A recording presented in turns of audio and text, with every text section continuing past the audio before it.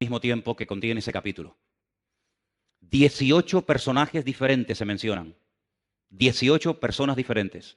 Claro, evidentemente para poder entender ese capítulo, o mucho del capítulo, uno tiene que conocer bastante de la Biblia, porque la mayoría de las cosas que se dicen ahí las encontramos en la historia del Antiguo Testamento, y si usted no ha leído el Antiguo Testamento, pues difícilmente se podrá enterar de muchas cosas.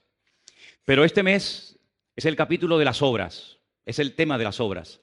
Y las obras están muy relacionadas con nuestra fe, y la fe está muy relacionada con las obras. Para recordar algunas cosas que yo he dicho aquí, la fe sin obras está muerta. ¿De qué sirve que usted tenga mucha fe si luego no la usa? ¿De qué sirve que tenga una gran fe y un gran conocimiento del Señor y de su palabra si luego usted no actúa en consecuencia? ¿De qué le sirve tanta fe? ¿Para qué la quiere? ¿Para qué la quiere? La fe sin obras está totalmente muerta. Las obras que hacemos, ya lo hemos dicho en muchas ocasiones, no las hacemos para ganar la salvación. La salvación usted ni yo la podemos comprar jamás. La salvación la tuvo por los méritos de nuestro Señor Jesucristo muriendo en la cruz, derramando su sangre. Y Él nos da la salvación por gracia, por medio de la fe. Dice, y esto no de vosotros, pues es don de Dios. Pero una vez que ya nos hemos convertido, una vez que ya hemos puesto nuestra vida en las manos del Señor, se tiene que notar a la hora de hablar, a la hora de reaccionar, en lo que hacemos, en lo que decidimos, en lo que pensamos, etcétera. Todo tiene que estar, ¿verdad?, impregnado de esa fe, y es la que nos ayuda a movernos, a tomar decisiones, a cambiar nuestra forma de ver la vida, etcétera, etcétera. Ahora, si vamos al capítulo 11 del libro de Hebreos, y le pido por favor que vayan ya, ustedes van a encontrar el capítulo 11 de Hebreos, cuyo tema central, como bien saben, es el tema de la fe, empieza dándonos una pequeña definición de lo que es la fe. Y aparecen dos sustantivos, el sustantivo certeza y el sustantivo convicción. Leamos el versículo 1. Dice, la fe es pues la certeza de lo que se espera, la convicción de lo que no se ve. Quiero volver a leer otra vez este versículo. Presta atención. La fe es la certeza de lo que se espera, la convicción de lo que no se ve. Los seres humanos creemos en millones de cosas que nunca hemos visto y probablemente nunca veamos. Así que no es una excusa el no ver a Dios para no creer en Él. Repito, hay muchas, millones de cosas en las cuales creemos, sin ninguna duda, y nunca hemos visto. Luego, el no ver no es excusa para no creer. Si solamente creyéramos en las cosas que vemos, pues imagínense los ciegos. Imagínense los que nacen sin ver absolutamente nada. No podrían creer en nada. Porque si el principio es ver para creer, el ciego que no ve no podría creer. Por lo tanto, el no ver una cosa no es una excusa, repito, para no creer en ella. Algunos dirán, bueno, pero hay cosas que no vemos, pero se pueden demostrar que existen, efectivamente. Precisamente uso este argumento para dirigirme a todos ustedes y decirles que la fe de los cristianos no es una fe ciega, porque nosotros podemos demostrar las cosas en las cuales creemos. Por eso no está bien el decir que tenemos una fe ciega, porque la fe no es ciega. Hay un ingrediente que es indispensable para tener una fe sana. ¿Se acuerdan cuando estuvimos hablando de la fe sana? Porque hay muchos tipos de fe. Hay gente que tiene, como dijimos en su día, una fe muy extraña, una fe rara, una fe mística. Pero la fe del creyente, la fe del cristiano, del hijo y de la hija de Dios, es una fe sana, es una fe que no es ciega, no es una fe basada en mitos, no es una fe basada en emociones, en sentimientos, en producto de la imaginación, sino que hay un ingrediente que alimenta la fe sana, y ese ingrediente es fundamentalmente el conocimiento. Cuanto más conocimiento tenga usted del Señor y de su palabra, mayor y mejor, de mejor calidad será su fe. Cuanto menos conozca usted a Dios y cuanto menos conozca usted de su palabra, su fe será de peor calidad. Porque lo que le da sustento, lo que le da base, lo que le da calidad a nuestra fe es el conocimiento y también, como no, la experiencia. Pero por encima de todo, el conocimiento.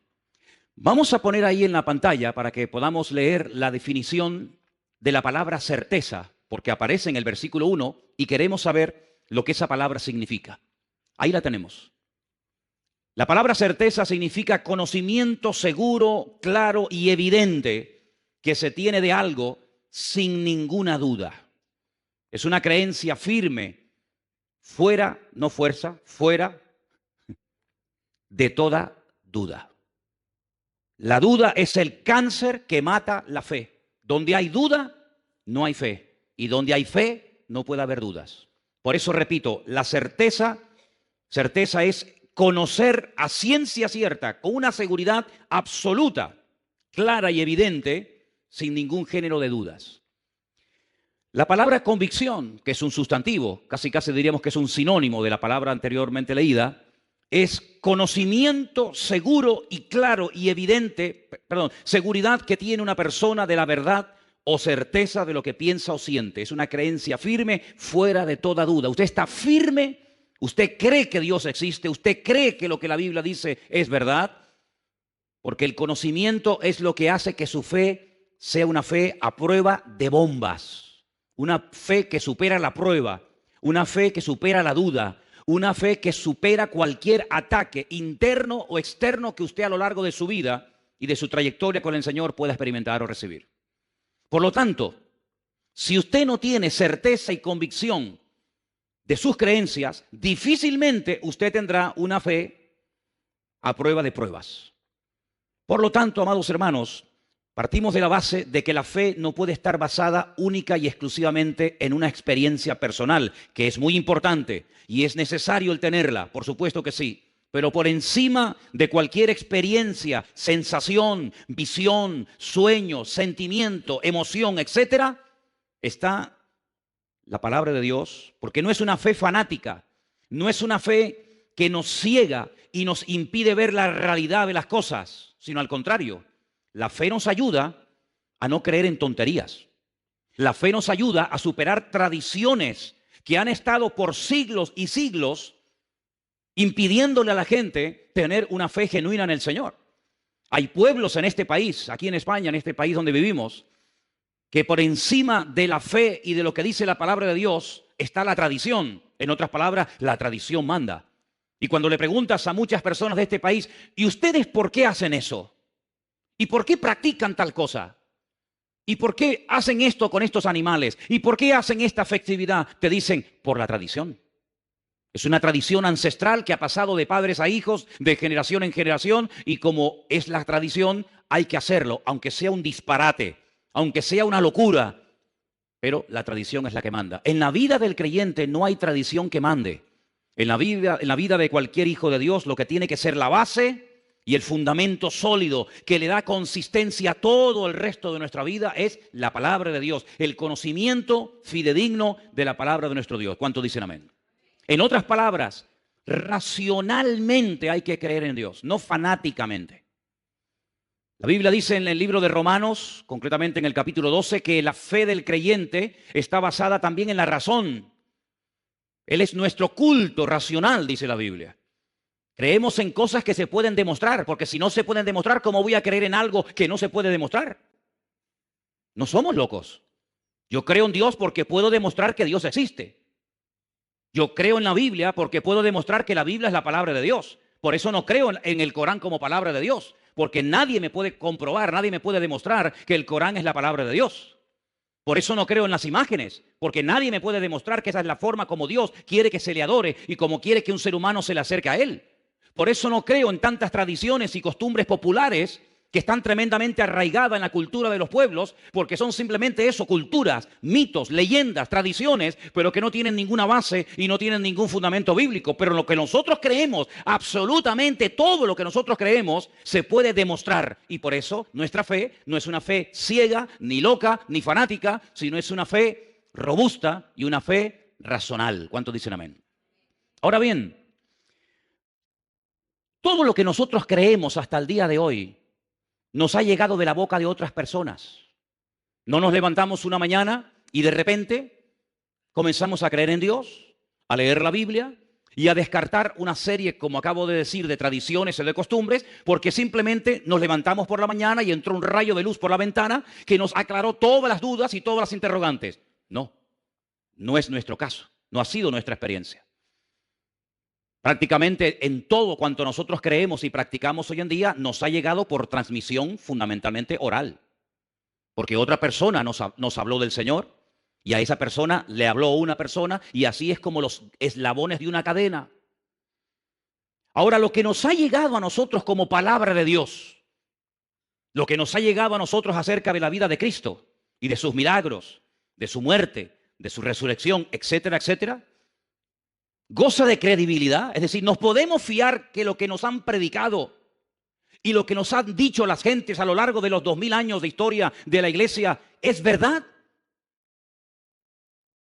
¿Te has preguntado alguna vez si lo que leemos en la Biblia realmente era así o no era realmente como nos han dicho? ¿Cuánto tiempo ha pasado? ¿Cuántas generaciones han pasado desde la época de Jesús hasta hoy en día? Déjeme que les dé un pequeño dato. Cuando usted comienza a leer el Evangelio según San Mateo, usted se encuentra que en el capítulo 1 hay un enorme árbol genealógico de los antepasados del Señor Jesucristo. ¿Sí o no? Y fulanito engendró a fulanito y fulanito engendró a tal. Y usted va retrocediendo en el tiempo y usted llega al principio de ese árbol genealógico que demuestra que Cristo era descendiente de la casa del rey David, por consiguiente de la tribu de Judá. Dice que desde Abraham hasta Cristo pasaron 42 generaciones.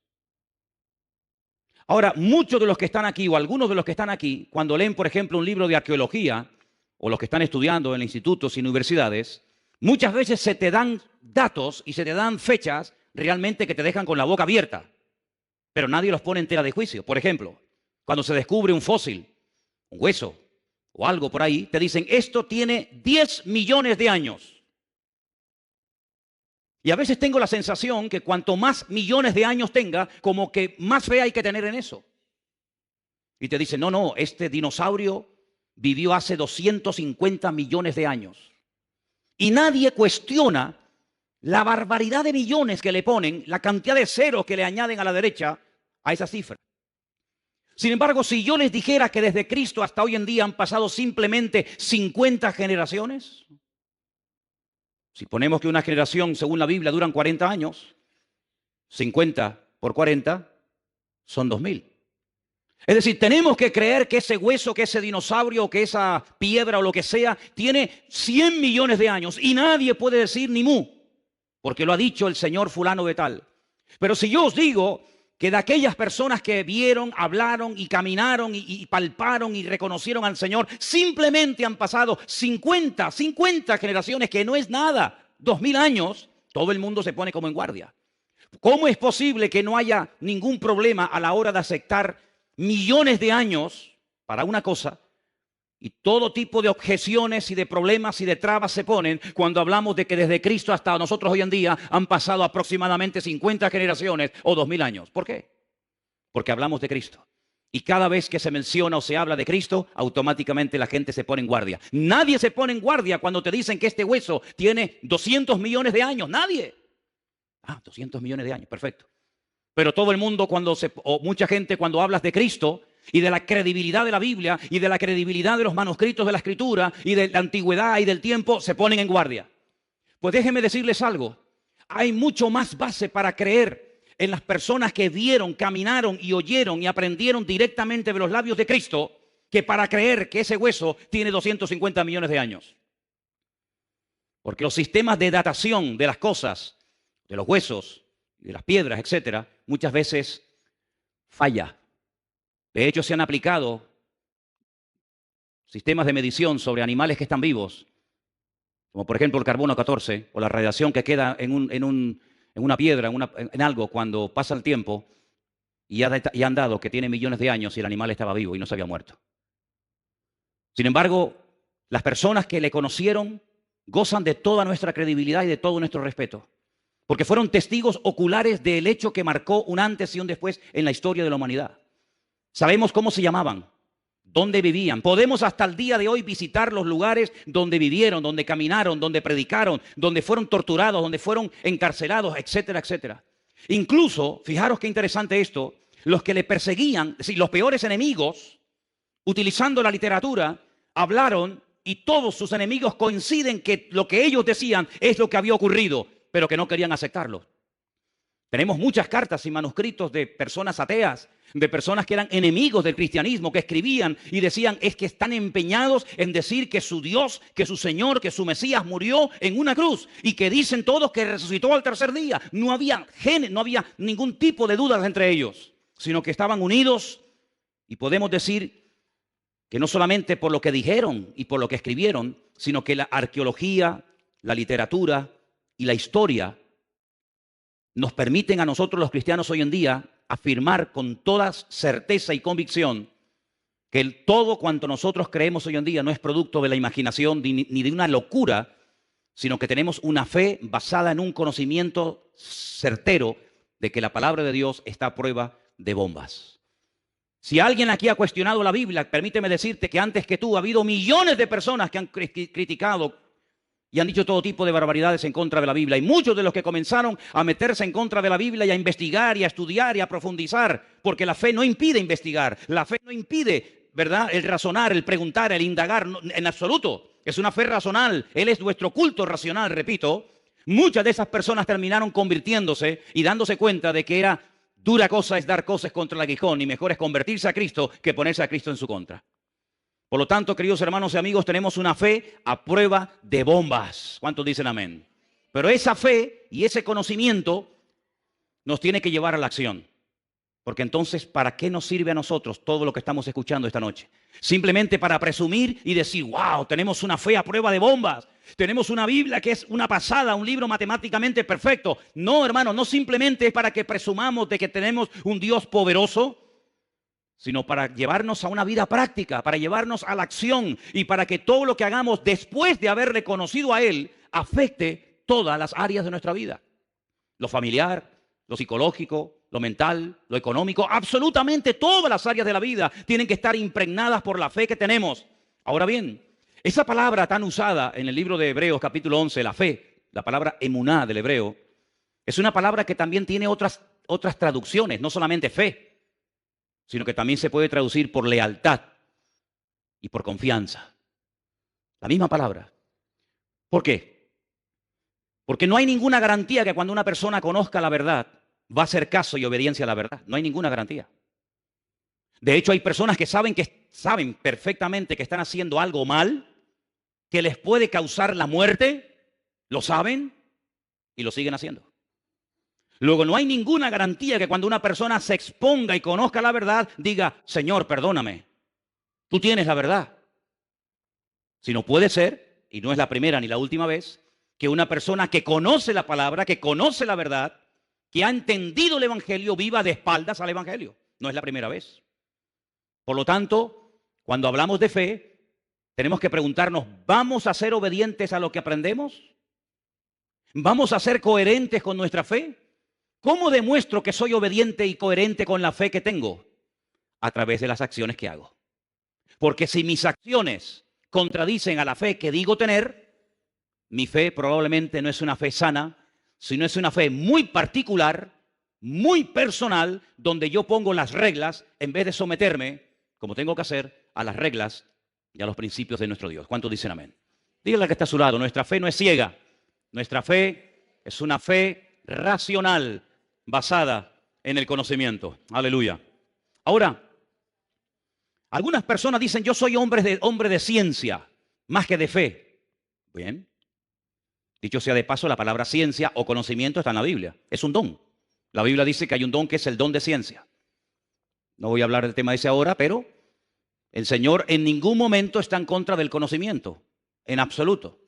El Señor Jesucristo una vez le dijo a unos, ustedes hacen las cosas mal porque no conocen, porque no tienen conocimiento de las Escrituras. Y por eso no conocen el mover de Dios. Por eso cuestionan los milagros. Por eso cuando yo sano a una persona, dudan de que esa persona verdaderamente estuvo enferma. ¿Se acuerdan, por ejemplo, en Juan? En el Evangelio según San Juan, capítulo 9, dice que el Señor sanó a una persona que era ciega de nacimiento. No que había perdido la vista, sino que fue ciego desde el vientre de su madre hasta que el Señor lo sanó. Juan capítulo 9. Y cuando fue sanado, llamaron a sus padres porque los judíos decían, mientes, tú nunca fuiste ciego. Y entonces vinieron los padres y dijeron, nuestro hijo nació ciego. Pero no nos preguntéis a nosotros, sino preguntadle a él porque ya tiene edad, porque dice la Biblia que tenía 40 años. Cuando una persona no conoce al Señor ni conoce su palabra, puede llegar a cuestionar todo. Por eso hay personas que cuando tú le abres tu corazón y le cuentas tu testimonio, se rebelan, te llevan la contraria, se burlan de ti, porque no conocen a Dios. Porque hay una regla elemental del reino de Dios que dice que el que es de Dios te va a oír y el que no es de Dios no te va a oír. En esto conocemos quiénes son de Dios y quiénes no son de Dios, lo dice la Biblia. Entonces, cuando una persona se goza en lo que le estás contando, algo que Dios ha hecho en tu vida, un milagro, una respuesta a una oración o lo que sea, puedes tener la completa seguridad de que esa persona se goza porque cree y tiene la misma fe y conocimiento que tú tienes.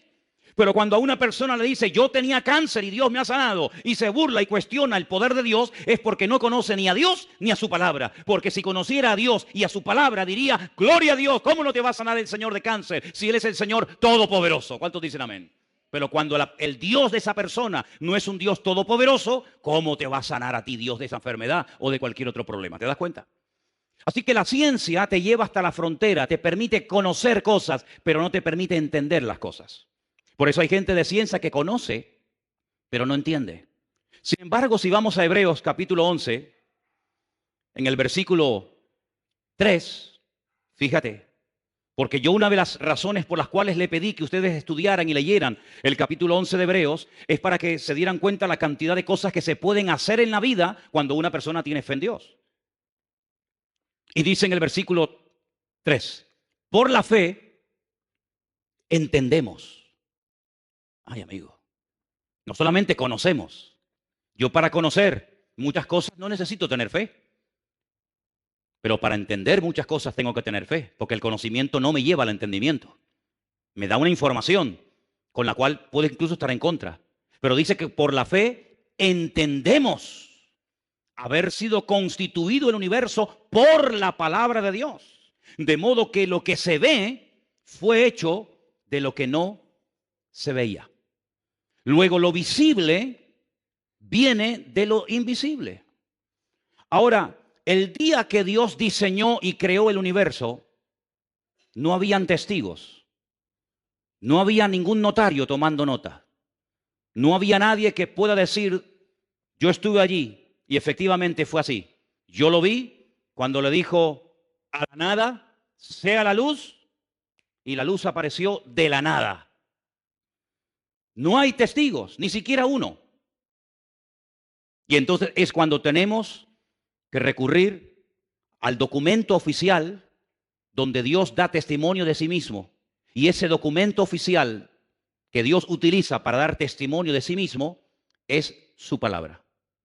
Lo que Él pensó se materializó cuando lo dijo.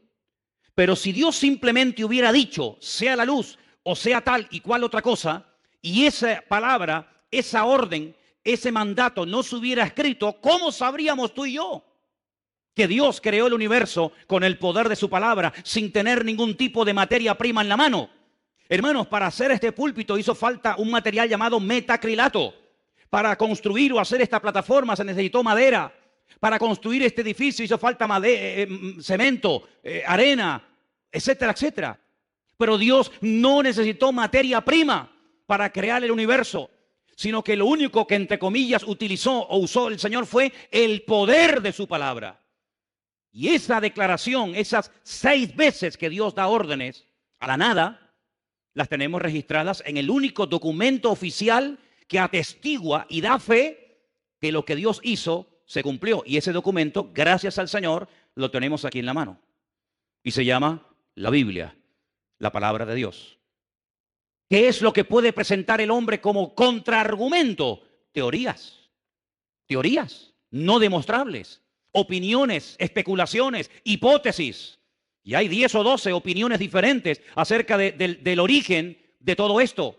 Por ejemplo, ya Aristóteles, el famoso filósofo griego, decía que la creación es eterna, que siempre ha existido. El sol siempre ha existido, la luna siempre ha existido, la tierra, el universo siempre ha existido. Pero sin embargo eso no es verdad. Todo lo que vemos tuvo un inicio, tuvo un comienzo. Y todo comenzó con una orden, con un mandato de la boca de nuestro Dios. Y el documento, repito, que da fe de que efectivamente eso fue así, está en su palabra. Dijo Dios, sea la luz, y fue la luz. La Biblia no se escribió para convencer a nadie de nada.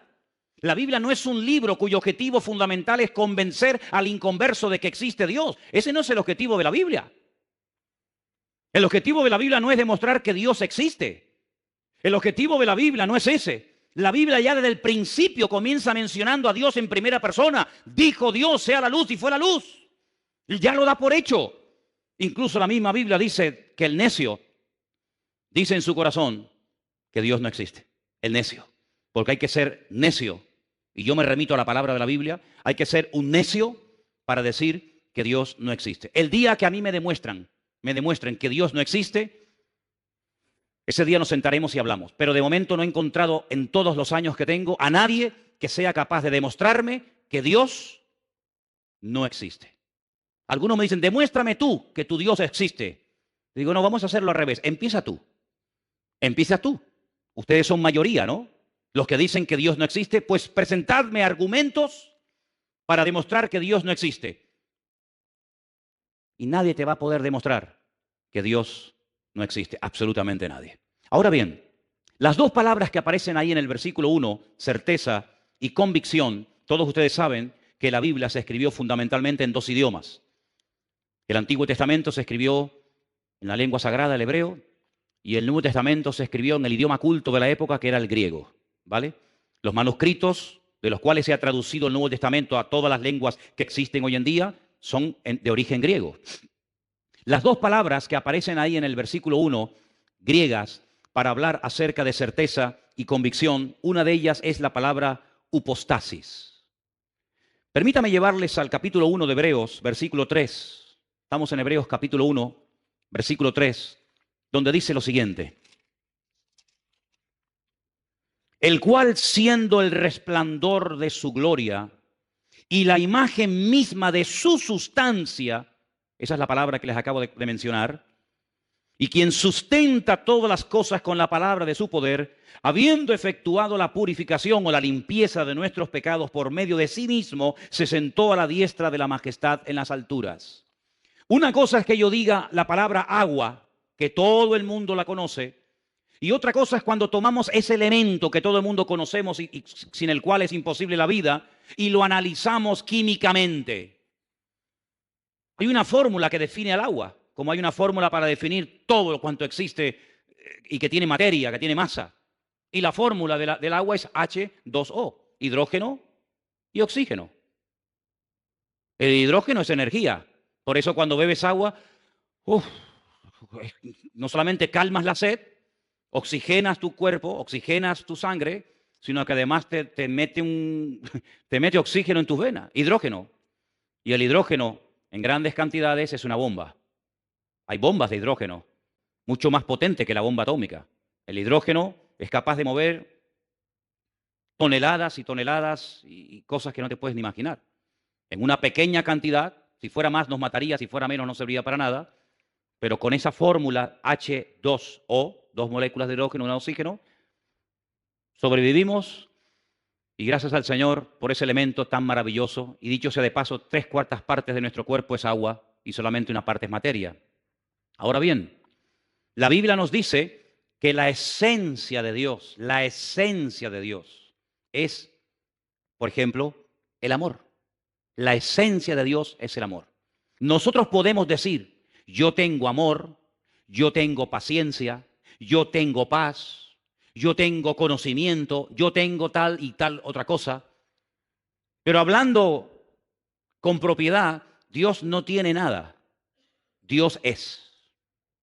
Dios no tiene amor. Dios es amor. Dios no tiene paz. Dios es la paz personificada. Por eso el Señor Jesucristo le dijo a sus discípulos, mi paz os doy, porque yo soy el príncipe de paz. ¿Cuántos dicen amén? La paz que yo tengo, Él me la dio, pero la paz que Él tiene, ¿quién se la dio? Nadie, porque a Él nadie le da y nadie le quita, porque la esencia de Dios es paz, es amor y todo lo que podamos añadir en esta tarde cada uno de nosotros. Por eso yo creo que tenemos muchas veces que pensar cuando decimos ciertas y determinadas cosas. Y les voy a poner un ejemplo para que veáis. ¿Cuántos creyentes tú le habrás oído decir en algún momento determinado, la fe viene por oír y por oír la palabra de Dios? ¿Habéis oído alguna vez a algún hermano, o a lo mejor tú mismo has dicho alguna vez, la fe viene por oír y por oír la palabra de Dios? ¿Sí o no? Pues os habéis equivocado totalmente. Porque eso no dice la Biblia. No me diga, hermano, no, perdone. La Biblia no dice que la fe viene por el oír. Eso no dice la Biblia. Compruébelo. ¿Dónde está eso? Romanos 10, 17. ¿Me lo puedes poner? Romanos 10, 17. Vamos a leer el versículo como lo que dice, no como lo que yo creo que dice. Porque cuando mencionamos mal la palabra de Dios, podemos estar esperando una falsa promesa, creyendo en una falsa expectativa o declarando algo incorrecto. Si ustedes leen el versículo Romanos 10, 17, la palabra viene, el verbo venir, no aparece por ninguna parte. ¿Lo leemos juntos? Ahí lo tenéis. Así que la fe es por el oír y el oír por la palabra de Dios. ¿Dónde dice la fe viene? Yo no lo veo por ningún lado. ¿Usted lo ve? A ver si yo veo bien. Déjame quitarme las gafas. No, pues no veo nada, ¿eh? No lo veo. La fe es. Ay, amigo. Jesús tenía fe cuando oraba por los ciegos, cuando resucitaba a los muertos, cuando limpiaba a los leprosos, cuando multiplicaba los panes y los peces, cuando caminaba por encima de las aguas, cuando reprendía a los demonios. ¿Jesús tenía fe? No. Jesús es fe. Porque si tiene, es porque alguien se la tuvo que dar. Todo lo que uno tiene es porque o lo ha comprado, o te lo han regalado, o alguien te lo ha dado. Pero cuando uno es, por eso en hebreo el verbo tener no existe. ¿Sabían eso? Se declina una palabra, se declina una letra, la letra Shin. No existe el yo tengo, tú tienes, él tendrá, nosotros tenemos. No, se declina una palabra porque el tener no existe. Aquí el único que tiene, pero más que tener, el único que es y que da es nuestro Señor Jesucristo, es nuestro Dios. Y quiero decirles que en ese texto de Romanos 10, 17, en todos los manuscritos no aparece la palabra Dios. En todos los manuscritos que existen hoy en día, que se han utilizado para traducir ese versículo al castellano, al alemán, al inglés, al chino, al japonés, etcétera, etcétera. En todos los manuscritos del mundo aparece la palabra Cristo. Pon otra vez. Así que la fe, dice, es por el oír y por oír la palabra de Cristo. Eso dice en el griego original. No hay ningún manuscrito donde aparezca la palabra Dios. Pero bueno, es que Dios es Cristo, ¿no? ¿Y Cristo es Dios o no? Pero para hablar con propiedad, los manuscritos dicen Cristo. Es decir, la fe está basada en un conocimiento, en una certeza y en una convicción que me cambia la vida radicalmente. Pero ¿cómo se alimenta ese conocimiento? ¿Cómo engorda, permítame la expresión, esa fe? ¿Cómo crece? ¿Cómo se extiende esa fe? Por oír directamente de aquel que es la fe personificada, es decir, por la comunión, por la relación diaria, permanente y constante con mi Señor, con mi Dios, es como mi fe se mantiene firme y crece y aumenta y se extiende. ¿Cuántos dicen amén? Si usted no tiene comunión con Dios, ¿con quién tiene comunión? Si usted no tiene una relación íntima, privada y diaria con el Señor, ¿con quién la tiene? Es más, cuando una persona mengua en su relación con Dios, los primeros que se dan cuenta son los que viven contigo. Si no, pregúntale a tu mujer, pregúntale a tu marido, a tu madre, a tu padre, a tu hijo. En el momento en el que tu comunión con el Señor mengua, en el momento en el que tu comunión con Dios no es como tiene que ser, comienza a brotar la antigua naturaleza. Comienza a despertarse el gigante dormido. El gigante que pensabas que habías vencido, pero que simplemente lo has tenido dormido durante tiempo, comienza otra vez a despertarse y a hacer de las suyas. Por eso, lo mejor que podemos hacer en nuestra vida es mantenernos bien cerca, en comunión diaria y permanente con nuestro Dios, con nuestro Señor Jesucristo, para que nuestra fe no mengüe, sino que nuestra fe sea una fe viva, una fe sana, una fe robusta, y podamos ir de victoria en victoria y de gloria en gloria y de bendición en bendición en el nombre del Señor. Porque la fe, queridos hermanos, sí está basada en el conocimiento, pero ¿en el conocimiento de qué o de quién? En el conocimiento de mi Dios y en el conocimiento de la palabra de mi Dios. Amén. Ahora, voy a explicarles algo referente a esta palabra upostasis, que es la palabra que aparece en el versículo 1 del libro de Hebreos. Y quiero darles una pequeña explicación para no perdernos en demasiadas explicaciones. Esa es la palabra que aparece en el griego para la palabra certeza, sustancia, esencia. Es algo que afecta el mundo. Si cogiéramos un vaso de agua y le echáramos un chorro de aceite, ¿se notaría? Sí, claro que sí. Si cogiéramos, por ejemplo, una Coca-Cola y la echáramos dentro de un vaso de agua, automáticamente cambiaría el color, el sabor y todo, ¿a que sí?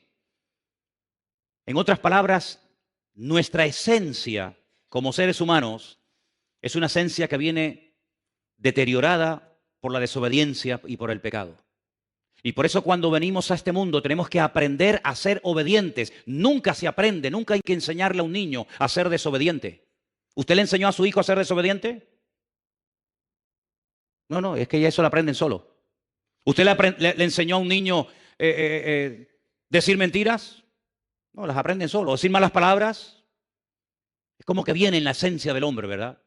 Pero cuando entra el Señor en nuestra vida, nuestra esencia espiritual tiene que cambiar radicalmente.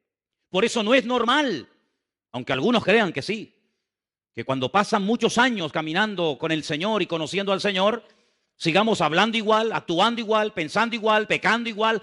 Juan observa y dice, el que sigue practicando y viviendo en el desorden, el que sigue viviendo como si nada en el pecado, es que no ha conocido a Dios. Porque el que ha conocido a Dios no practica el pecado. ¿Cuántos dicen amén?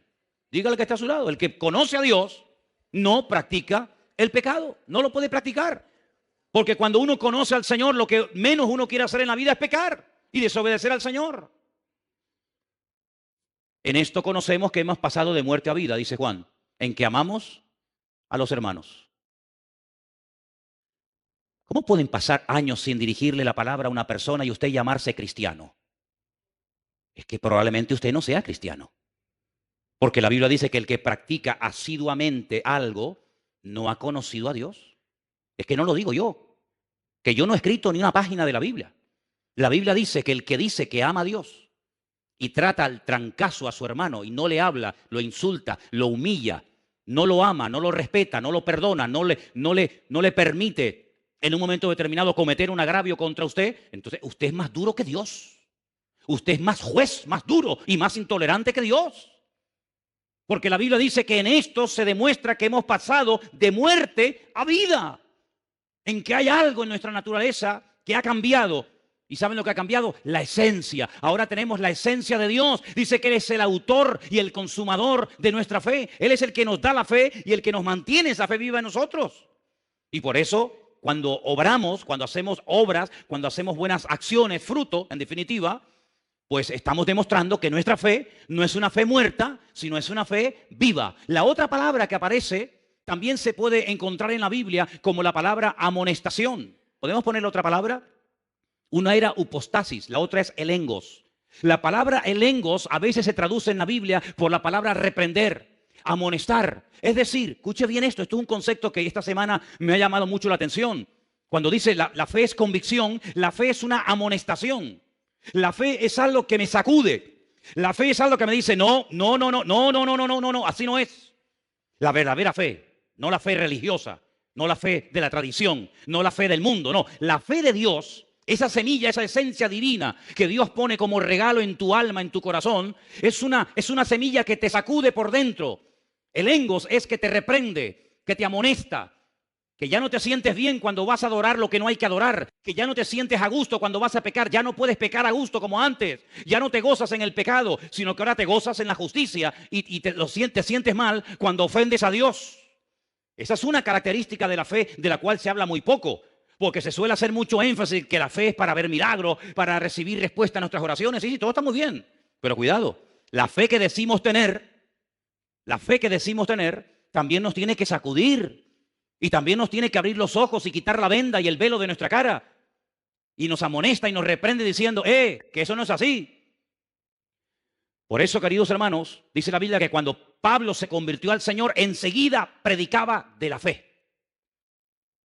En otras palabras, dice que huían de él porque dice, este que en otro tiempo perseguía la fe, ahora nos predica de la fe. Claro, la esencia del apóstol Pablo, como la esencia de cualquier ser humano, cuando pone su vida en las manos del Señor, cambia radicalmente. Completamente cambia. Antes huían de Pablo, ahora se acercaban a Pablo porque tenía palabra de Dios. Lógico. Porque esa esencia de Dios es una esencia que no espanta, es una esencia que atrae, porque es como un imán que lleva a la gente al conocimiento de la verdad. ¿Cuántos dicen amén? Miren la mujer samaritana. La mujer samaritana, la de Juan capítulo 4, la conocemos, ¿sí? ¿A qué hora fue a buscar agua? A las 3 de la tarde. ¿A quién se le ocurre? ¿A quién se le ocurre a las 3 de la tarde en Israel con el calor que hace ir a buscar un cántaro de agua? A nadie. Pero es que ella iba a esa hora porque nadie la veía, porque era una mujer de mala reputación. Era una mujer que había destrozado muchos hogares. Una mujer, como dije en una ocasión, que había robado muchos maridos a otras señoras casadas. Y entonces ella iba a esas horas tan extrañas de la tarde porque resulta de que nadie la iba a cuestionar y nadie la iba a ver. Pero allí estaba el Señor. Y el Señor, como saben, le pide agua. Y el Señor, hay un momento en el que se le queda mirando y le dice, ¿sabes? ¿Por qué no vas a la ciudad y le dices a tu marido que venga? Qué sabiduría, ¿no? Ella le dice, es que yo no tengo marido. Dice, muy bien. Fíjate, no ocultó su realidad. Dice que el que encubre no prosperará. Muy buena respuesta, mujer. Has dicho lo correcto, no tengo marido, pero te recuerdo que ya has tenido 5. 5. Y el que ahora tienes tampoco es tu marido. Ya iba con 6. Y ninguno de los 6 era su marido. Entonces la mujer se queda sorprendida, se va a la ciudad, oyen al maestro, cambian de vida y cuando el Señor se va a los 2 o 3 días de Samaria, dicen los samaritanos la siguiente palabra. Ahora no solamente creemos en Él como el Salvador y como el Mesías que tenía que venir a este mundo, no solamente creemos en Él por tu testimonio y por lo que tú nos dijiste que Él te dijo, sino que ahora también nosotros, porque hemos tenido una experiencia personal con Él, ahora también nosotros tenemos una fe personal en Él. Una fe que no solamente depende de tu testimonio, sino una fe que nosotros tenemos porque también le hemos conocido personalmente. ¿Cuántos dicen amén? Y por eso dije al principio del estudio que es muy importante que nosotros tengamos una fe basada en el conocimiento de las Sagradas Escrituras, de la palabra de Dios, que es lo que le va a dar solidez a tu fe, sino también el paso siguiente es una experiencia personal con el Dios de la palabra. Porque si no vas a conocer solamente la palabra de Dios y no vas a conocer al Dios de la palabra, que es lo que le pasa a mucha gente. Hay muchas personas que han estudiado en seminarios y dicen que saben mucho de la palabra de Dios, pero de Dios no tienen ni idea. Cada vez que voy a Israel me pasa lo mismo. Hablo con muchísima gente que tienen conocimiento de la palabra de Dios tremenda. Libros enteros de la Biblia se saben de memoria, cosas que ninguno de nosotros sabemos. No hay nadie aquí que se sepa un libro de la Biblia de memoria. Nadie. Y allí en Israel hay miles de personas que se saben libros y libros enteros de la Biblia de memoria. Pero de Dios, del Dios de la palabra, no tienen ni idea. Porque si conocieran al Dios de la palabra, nunca hubieran crucificado al Hijo de Dios, ni lo hubieran rechazado, ni lo seguirían rechazando. ¿Te das cuenta?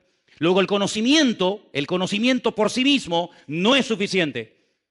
Porque no hay nada peor que pecar después de haber conocido, después de haber recibido el conocimiento y seguir pecando y rebelándote contra el Señor. Ahora bien, la fe tiene un ingrediente muy interesante y es que te ayuda a cambiar lo natural por el poder de la fe en el mundo espiritual.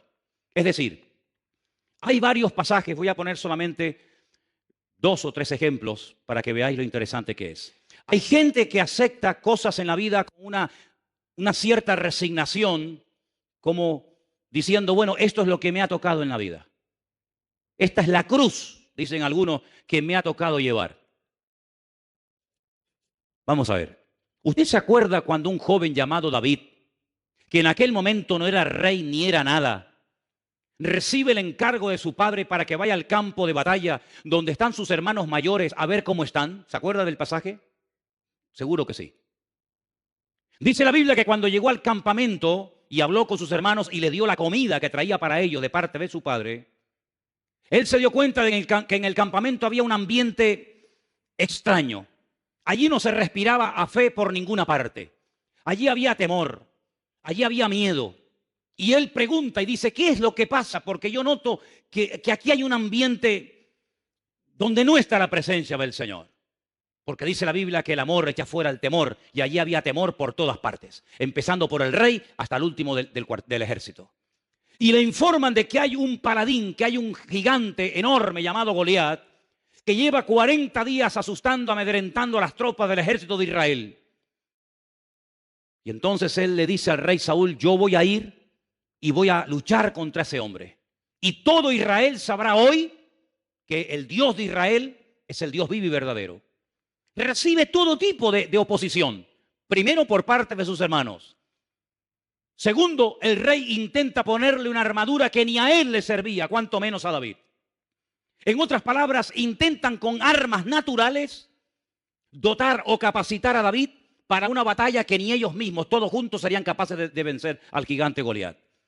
Pero David les dice una palabra extraordinaria, primero al pueblo y después al gigante Goliat, que es a lo que quiero ir.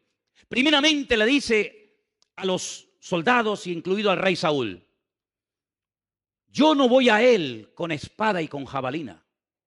Porque esta guerra, él había discernido que no era una guerra cuerpo a cuerpo, como tantas que tuvo que librar después cuando fue rey de Israel.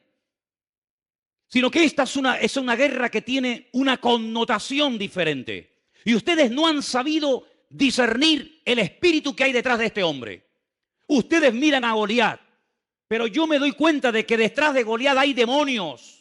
Detrás de Goliat hay fuerzas demoníacas que lo que intentan es frenarnos, humillarnos e impedir que seamos un pueblo feliz y un pueblo vivo y victorioso. Y por eso yo no puedo ir contra este hombre con una espada, con una lanza, con una jabalina, porque en este momento esta guerra no se gana así. Mañana, cuando sea rey, iré con espada, con lanza, con jabalina, etcétera, etcétera. Pero hoy, precisamente hoy, estas armas son inservibles, no sirven para nada. Hoy voy a utilizar otro arma que ustedes lamentablemente no conocen y que yo voy a utilizar hoy y van a ver qué tremendo resultado va a producir en el mundo natural. Y es que yo voy a ir en el nombre del Dios de Israel. Claro, ellos se quedaron sorprendidos porque para ellos esta forma de hablar era muy extraña. Esta forma de hablar la desconocían totalmente, por eso estaban asustados. Porque uno tiene fe, amigo, hasta que tú pierdes el control. Y la verdadera fe cuando empieza a funcionar es cuando pierdes el control. ¿Lo has oído? La verdadera fe empieza a funcionar cuando tus recursos se acaban. Mientras tienes dinero en el banco, tú estás tranquila. Mientras tienes trabajo, no hay problema. Mientras tienes salud, no pasa nada.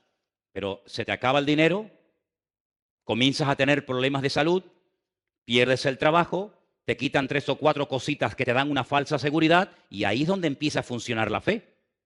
Ahí es donde empieza a funcionar la fe. Fe no es llenar el depósito de gasolina, ir al sur y volver a Santa Cruz. Eso no es fe. Eso es lo que hace todo el mundo. Fe sería, en todo caso, ir con 1 litro de gasolina al sur y volver. Eso sí sería fe. Pero ir al sur con el depósito lleno de gasolina, ahí no hay ningún tipo de fe en absoluto. Fe no es moverme por lo que tengo, sino fe es moverme por lo que soy. Y mientras tú te muevas por lo que tienes, tú no estás demostrando tener fe. Pero cuando tú te mueves no por tus recursos naturales, sino por los recursos divinos, amigo, ahí es donde verdaderamente se demuestra quién tiene y quién no tiene fe. Yo voy a ir desarmado, sin casco, sin escudo, sin jabalina, sin lanza, sin espada, sin puñal, a cuerpo descubierto, pero voy a ir protegido y cubierto por un nombre, que es sobre todo nombre. Y entonces cuando llega al campo de batalla, yo ya a ustedes les he dicho lo que tenía que decirles. Mediten en lo que les acabo de comentar. Y ahora me voy al terreno de la realidad, porque la fe no trabaja en la imaginación, la fe trabaja en el terreno de la realidad. Sí, es muy bonito lo que le has dicho a tus hermanos, sí, has quedado muy bien, qué bien. Sí, pero ahora vete al campo de batalla y demuéstralo. Es muy bonito decir, yo soy la resurrección y la vida, el que cree en mí aunque esté muerto vivirá. Eso también lo digo yo. Sí, pero ahora tienes que pasar el examen. Ahora vete al cementerio y saca al muerto de la tumba. No dice que eres la resurrección y la vida, demuéstralo. Cuando llegó al campo de batalla, le profetiza a Goliat. y le dice, hoy te voy a cortar la cabeza y le voy a dar tu carne a las aves y a las fieras del cielo y del campo. Y todo Israel sabrá que el único Dios que aquí manda y gobierna y controla es el Dios de Abraham, de Isaac y de Jacob.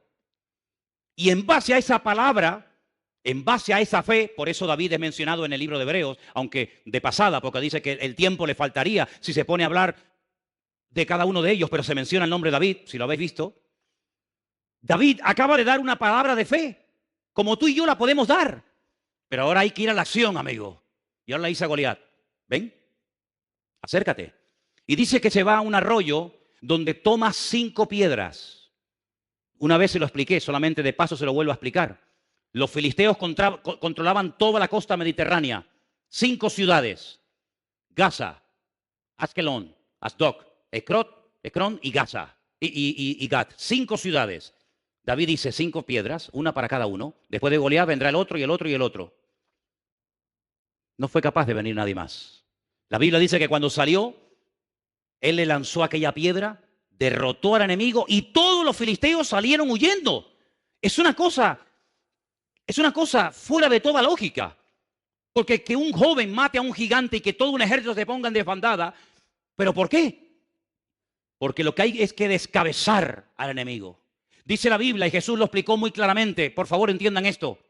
Tú no puedes entrar en la casa de un hombre fuerte y saquear sus bienes y sacar todo lo que le pertenece si antes no lo atas.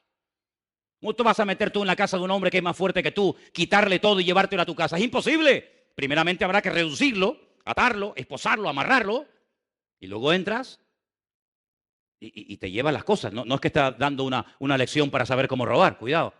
No es eso, sino simplemente un ejemplo, ¿vale? Pues en el mundo espiritual igual. ¿Cuál es tu gigante? ¿Contra quién estás peleando tú? Y a veces somos tan cortos que decimos, no, mi gigante es mi jefe. ¿Y detrás de ese jefe quién está? No, mi gigante es mi marido, mi esposa, mi vecino, mi fulanito de tal. No tienes visión espiritual, amigo. Pero dice la Biblia cómo obtener visión espiritual. Lo dice la Biblia, no es el tema, pero yo leía hoy en 2 de Corintios que cuando Moisés bajó de la montaña, era tal el resplandor de la gloria de Dios en su rostro que dice que se tuvo que poner un velo por delante de la cara. Y Pablo dice, eso me sirve a mí para explicarles algo a ustedes, judíos. Escúchenme, vengan para acá. Ustedes cuando leen y no entienden, ¿sabéis por qué? Porque tenéis el mismo velo que Moisés tenía sobre el rostro. Pero cuando ustedes se conviertan a Cristo, el velo que les impide entender, no conocer, entender, se quitará y entonces podrán entender la profecía y la palabra. Entonces, cuando hay una verdadera conversión,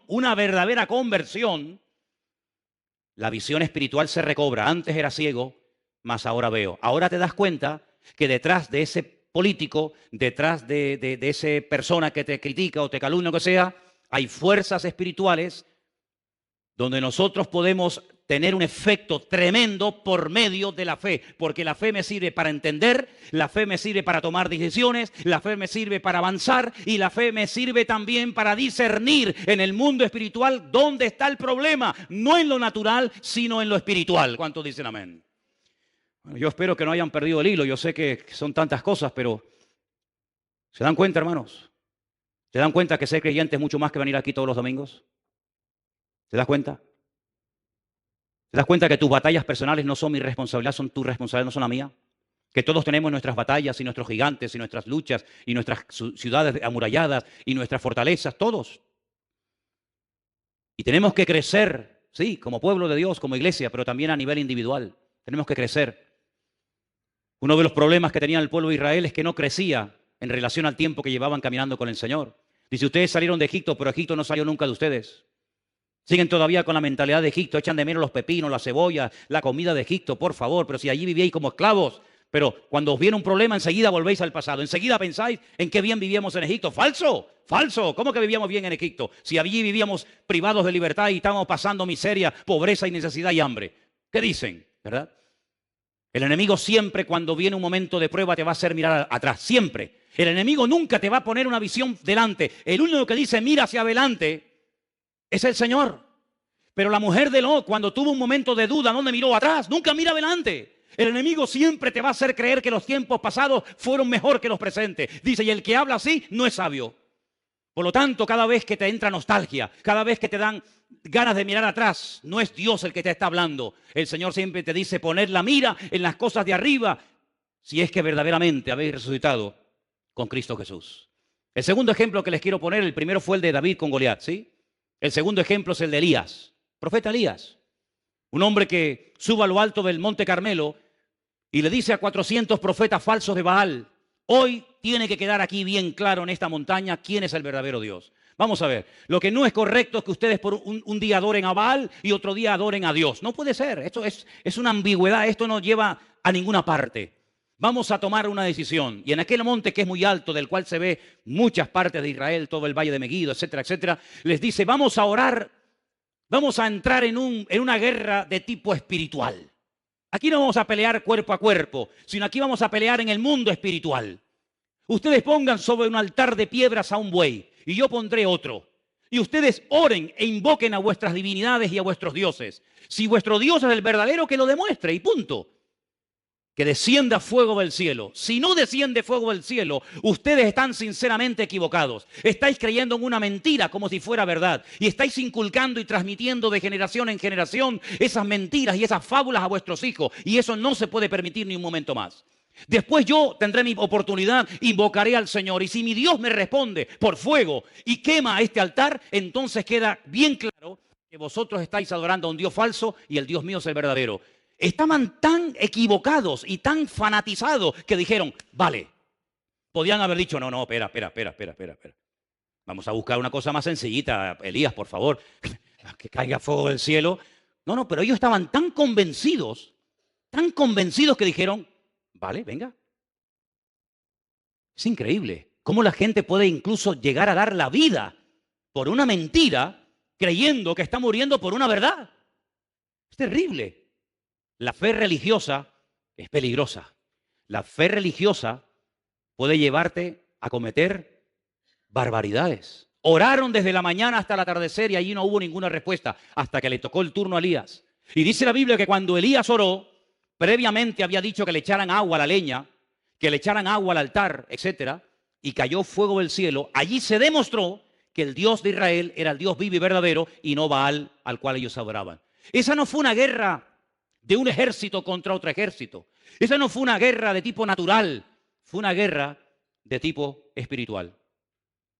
Israel se enfrentó en lo natural muchas veces en el pasado con amorreos, filisteos, cananeos, moabitas, amonitas, ¿de acuerdo? Pero las batallas que tú y yo libramos hoy en día no son físicas. Nuestra pelea no es contra sangre y carne, dice Efesios capítulo 6. Las armas de nuestra milicia no son carnales. Nosotros, dice la Biblia, que peleamos contra principados, contra potestades, contra gobernadores de las tinieblas de este siglo, contra huestes espirituales de maldad en las regiones celestes. Y hay cristianos que ahí no saben pelear. No, ahí no saben, no tienen ni idea. No tienen ni idea. Y es ahí donde el Señor en este 2017, a todos y a cada uno de nosotros, a los que quieran, nos quiere llevar a pelear la buena batalla. A pelear no contra el jefe que te trata mal y te humilla, no contra el profesor que la tiene según tú tomada contigo, no contra el vecino que te tiene amargada la vida y te raya el coche y te tira basura por la ventana, no contra fulano y... No, por ahí no van los tiros, amigo. Sino aprender a leer, aprender a discernir en el mundo espiritual y darte cuenta que hay cosas que no vienen de Dios. Y lo que no viene de Dios, a través de la fe, yo tengo la autoridad de reprender, tengo la autoridad de tomar autoridad sobre esas cuestiones y cambiar lo natural a través del nombre de nuestro Señor Jesucristo. ¿Cuántos dicen amén? Y quiero solamente recordarles algo. En Marcos capítulo 4, verso 37, es el último pasaje que voy a leer, aunque tengo aquí material para dar y vender. Pero en Marcos capítulo, como dije, 4, verso 37, quiero que presten atención a este último texto que voy a leer en esta noche, por favor. Y dice así. Si quieren, arrancamos desde el versículo 35 para empezar a leer la historia del principio. Aquel día, cuando llegó la noche, les dijo: pasemos al otro lado. Pasemos al otro lado. Ya hemos estado mucho tiempo en esta orilla. Despidiendo a la multitud, le tomaron como estaba en la barca y había también con él otras barcas. Pero se levantó una gran tempestad de viento y echaba las olas en la barca de tal manera que ya se anegaba. Ahora, no estamos hablando de un transatlántico.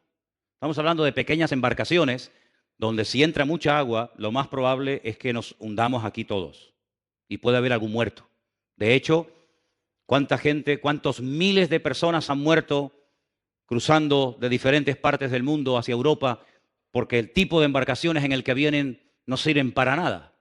Pues aquí hay un ejemplo bíblico de cómo va un grupo de 12 personas en una pequeña embarcación, se desata una tempestad de tal magnitud, y entonces fijaros que en el versículo 38 dice, él estaba en la popa, en la parte de atrás de la barca, durmiendo. ¿No se mareaba el Señor? Parece ser que no. Y no había biodramina, que yo sepa, en aquella época, ¿no? No se mareaba. Yo sé que si más de uno fuera en esa barca, madre mía, se hubiera tirado por la borda, ¿no? Estaba durmiendo en un cabezal y le despertaron y le dijeron, maestro, ¿no tienes cuidado que perecemos? Señor, pero tú no te das cuenta que vamos a morir ahogados. Ahora vamos a pararnos un momento. ¿La fe para qué sirve? Para tomar sabias decisiones, para hablar correctamente. Ahora están hablando incorrectamente. ¿Por qué? ¿Quién es el que va dormido en esta barca? ¿Quién es el que va ahí dormido? ¿Cómo se llama ese señor que está ahí dormido? Yeshua HaMashiach, Señor Jesucristo. Bien. ¿Quién es él? Es el Mesías. Bien. Si es el Mesías, ¿qué dicen las profecías acerca de la muerte del Mesías? Bueno, Isaías 53 y otros pasajes es muy claro. Dice que traspasarían sus manos y sus pies y que moriría colgado, crucificado entre malhechores. Eso dicen las profecías. Si las profecías dicen que Él va a morir crucificado, ¿cómo le dicen al Señor, Señor, despiértate, que vamos a morirnos? No nos podemos morir. Él no puede morir en esta barca. ¿Por qué? Porque entonces la palabra sería mentirosa. Porque entonces Isaías era un mentiroso. ¿Se inventó eso de que lo iban a crucificar? ¿Se equivocó? No, iba a morir ahogado. ¿Por qué va durmiendo el Señor? Porque sabe que por mucho agua que entre, Él no va a morir ahogado. Esto es tremendo, ¿eh? No es lo mismo montarse en un avión sabiendo que no se va a caer que sabiendo que el avión se va a caer. ¿Te montarías? Usted va a morir en un avión. Ya no me monto más en aviones. Pero si yo sé con toda seguridad que no voy a morir en un avión, me puedo montar en 1.000.000 de vuelos que por mucho que se meneen, por mucho que se sacudan, yo sé que no voy a morir así. De alguna manera aterrizará. Esa era la fe que en ese momento estaba manifestando el Señor. ¿Cómo? Con paz, con tranquilidad. En paz me acostaré y asimismo dormiré. Ahí tenían delante de sus narices la paz personificada. Pero ellos no. Ellos pierden el control. Y cuando uno pierde el control que dije antes, es cuando empieza la fe. Pero si no tienen fe, ¿qué fe van a usar? ¿Qué fe van a usar, amigo? Señor, despiértate que perecemos. Versículo 39. Levantándose, reprendió. Es la misma palabra, en este pasaje no siempre, pero en este pasaje cuando dice reprendió, es la misma expresión que utilizaba cuando reprendía a los demonios. La misma. Toma autoridad de lo natural con el poder del mundo espiritual. Reprendió al viento y a la mar y le dijo, cállate, enmudece. Cesó el viento, se hizo grande bonanza y les dijo, ¿por qué estáis así amedrentados? ¿Es que no tenéis fe? ¿Ves cómo les reprocha? Tenéis, no sé lo que tenéis, pero fe en este momento no habéis manifestado ninguna. Entonces temieron con gran temor y se decían el uno al otro, ¿quién es este que aún el viento y el mar le obedecen? Si conocemos a Dios, no vamos a entrar en el terreno de la desesperación, ni de la duda, ni del temor. Porque cuando conocemos a Dios, pase lo que pase, venga lo que venga y digan lo que digan, yo sé en quién he creído. ¿De dónde me viene ese conocimiento? De la palabra. Cuando la palabra la tengo, la guardo en mi corazón, la atesoro cerca de mi vida, ya pueden decir los seres humanos lo que quieran, lo que prevalece es la palabra. Y la palabra me da fe, la palabra me da ánimo, la palabra me da seguridad, la palabra me da confianza. Y por eso, aunque ocurran cosas terribles, si el Señor me ha dado una palabra específica, si el Señor me ha dado el regalo de su palabra, de su documento oficial, no tengo por qué temer de nada ni de nadie, porque nosotros vamos a estar en esta vida hasta que Dios lo permita y lo quiera. pero no quiero que estés en esta vida de cualquier manera, ¿vale? No quiero que estés en esta vida con una resignación absurda y ridícula, aceptando cosas que no vienen de Dios como creyéndote que vengan de Dios. Dios quiere lo mejor para tu vida. Dios quiere bendiciones para tu vida. Dios quiere abrirte puertas. Dios quiere ayudarte. Dios no quiere que estés amargada. Dios no quiere que estés con duda. Dios no quiere que estés incómodo. Dios no quiere que estés insatisfecho. Dios quiere llenarte de paz, de victoria, de su presencia. Y cuando eso no está, párate y dice, Señor, en el nombre de Jesús, no acepto la tristeza, no acepto la derrota, no acepto el desánimo como algo normal. ¿Cómo que como algo normal? Será para los de la calle que no tienen al Dios que yo tengo, pero el Dios que yo tengo es un Dios que, dicho en su palabra, estaré con vosotros todos los días hasta el fin del mundo. Y quiero solamente, hermanos, recordarles que en el libro de Hebreos, capítulo 11, usted puede ver ahí por qué Abel fue capaz de hacer lo que hizo. ¿Por qué Enoc no murió? ¿Por qué Abraham salió sin saber a dónde iba? ¿Verdad? ¿Por qué Sara, fuera de toda posibilidad humana y científica de ser madre, fue madre? ¿Por qué Isaac se dejó amarrar, un hombre con 40 años? Y dijo, bueno, si me tienes que matar, me matas. ¿Por qué estas gentes hacían y vivían de esta manera? Por la fe. Porque la fe les llevaba a ser leales a Dios. Vamos a vivir hoy, a partir de hoy, todos y cada uno de nosotros, leales y fieles al conocimiento que hemos aprendido. Porque una cosa es tener fe y otra cosa es vivir de acuerdo a la fe que digo tener. Así que si usted tiene que perdonar a alguien, perdónelo hoy mismo. Porque usted ya sabe lo que tiene que hacer y si no lo hace está pecando y se va a ir al infierno de cabeza si usted no quiere arrepentirse de sus pecados. Si usted sabe que tiene que orar y no lo está haciendo, si usted sabe que tiene que dejar de pecar en ciertas y determinadas áreas y no lo hace, usted sabe perfectamente que está jugando con lo más valioso que usted tiene, que no es ni su coche, ni su casa, ni su trabajo, ni sus joyas, ni su patrimonio. Lo más valioso que el ser humano tiene es su alma. Y la Biblia dice que el que descuida su alma es un necio. Por lo tanto, hermanos, velemos, tomemos medidas preventivas, usemos la fe que el Señor ha puesto en nuestros corazones, cambiemos nuestra forma de hablar.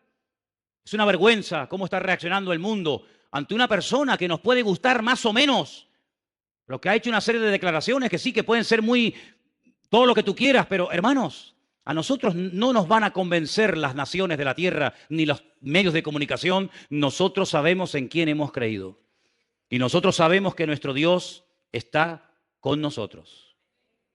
Cierra tus ojos, por favor, ahí donde estás. Pídale al Señor en esta noche, por favor, Señor, ayúdame a hablar en fe, a tomar las decisiones en fe, a vivir en fe, a orar en fe. Yo no quiero tener una fe religiosa basada simplemente en un conocimiento intelectual, porque la fe sin obras está muerta. La fe sin obras no sirve para nada. Es como una flor artificial que parece, pero no es. No hay que regarla, no desprende olor, no crece, no se marchita, es artificial. La fe del cristiano no puede ser una fe artificial.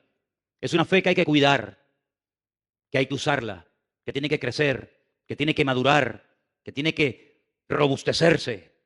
Esa es una fe genuina, porque está viva. Y todo lo que tiene vida hay que cuidarlo, hay que protegerlo. Y por eso en esta noche te pedimos, Señor, que tú nos ayudes a mentalizarnos y a entender y aceptar que la fe es algo vivo, no es un concepto abstracto que no sabemos ni lo que estamos diciendo o hablando, sino que la fe, Señor, es vivir tu vida a través de la nuestra. Tú eres nuestro máximo ejemplo de fe, porque tú eres la fe personificada, la obediencia, la lealtad, la fidelidad personificada. Y queremos pedirte en esta noche, Señor, que nos ayudes a vivir en base a esa fe, a hablar, a pensar, a reaccionar en base a esa fe. Y que ningún elemento externo, ni siquiera interno, se interponga en nuestra fe, sino que podamos, como dice tu palabra, alcanzar buen testimonio como los antiguos de que pusimos nuestra confianza y nuestra fe en el Señor.